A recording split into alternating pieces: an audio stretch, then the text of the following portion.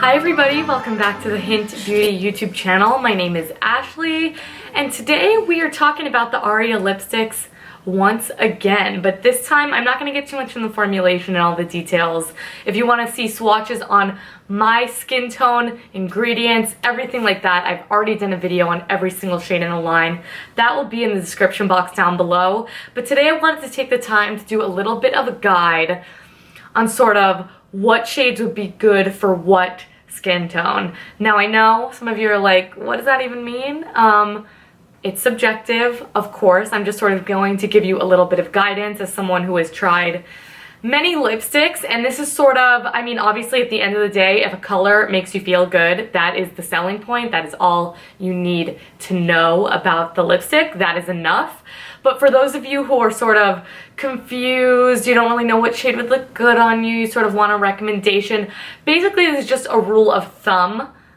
It's not gospel, so just take it as that. But I do think it will be really helpful for many of you who are just new to makeup or aren't really big lipstick people or are overwhelmed by the amount of shades and sort of want a little bit of guidance in that way. So let me stop talking and let's get right into it. So just to be very brief about the Aria lipsticks, they are a very nourishing formulation. Some are a little bit more pigmented than others, but all of them can be sheer or built up, which is why I love them, and they do also all have a little lip balm right here at the top, which makes it really travel friendly as well. So first shade I have here is Bellini Nude, one of my absolute favorites. Bellini Nude is basically just this beautiful peach nude, pretty sheer. You could build it up. It's sort of one of those shades you can apply with without a mirror or anything like that, and it does have a tiny little bit of brown to it, but it is predominantly peach. And since it is predominantly peach, I do think that this is the best for someone actually of my complexion, sort of a light medium with yellow undertones. If you're cool toned and you're very fair, I think this just sort of, it can lend itself to be a little bit sickly looking, but it all depends on what you're comfortable with. But I do think a light medium is going to be the best for Bellini Nude.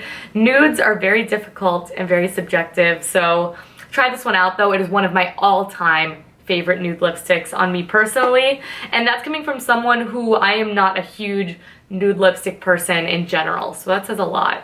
Then next up we have the shade Pink Belle. Pink Belle is the newest to the line and is much more cool toned and sort of this cool toned baby pink, but it's more of a mid-tone pink. It has, it's not so pale where it's completely unwearable, but I think this one is best for a fair to light skin tone, maybe a little bit more cooler undertone, because on me, this is not my favorite shade on me at all. I don't often reach for this. What I will do though is I will mix Pink Belle with Bellini Nude, and now we are talking. Next up I have the shade Passion Plum. Now Passion Plum would look good on a number of different people because it is sort of a plummy brown, as the name would suggest, has a lot of brown to it, but it all depends on how you want to wear this.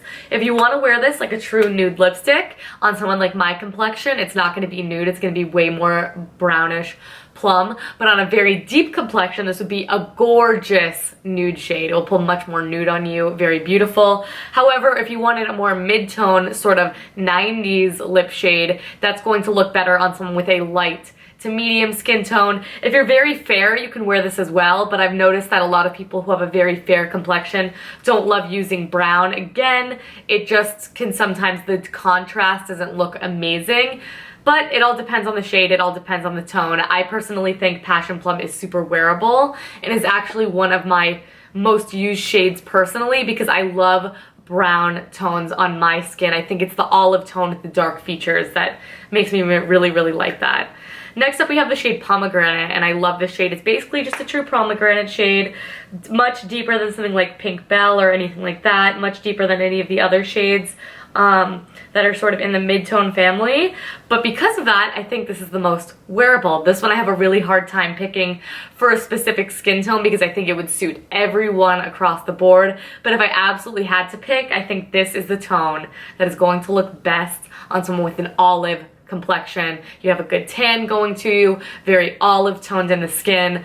I just think that would be a knockout shade. Again, it would be very minimal, very wearable, really beautiful, universally flattering shade, that one.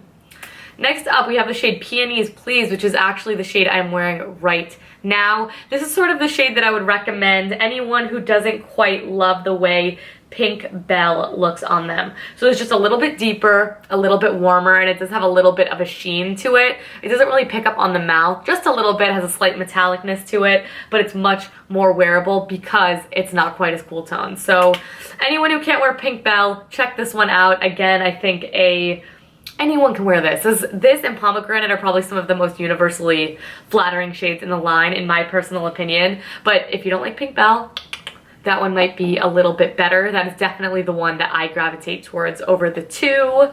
Then we have the shade Shiraz. And Shiraz, I think, would hands down look good on deep complexion.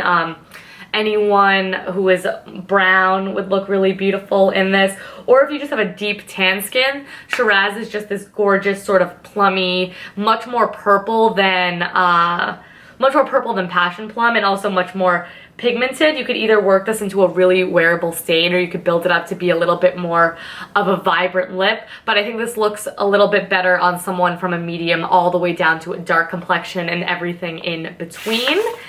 And the final shade is the shade Red Fervor, and it's just this true, intense, gorgeous red. Like, this could not be any more red. This is so red, and it also has a pink base to it, so it's a little bit more warm.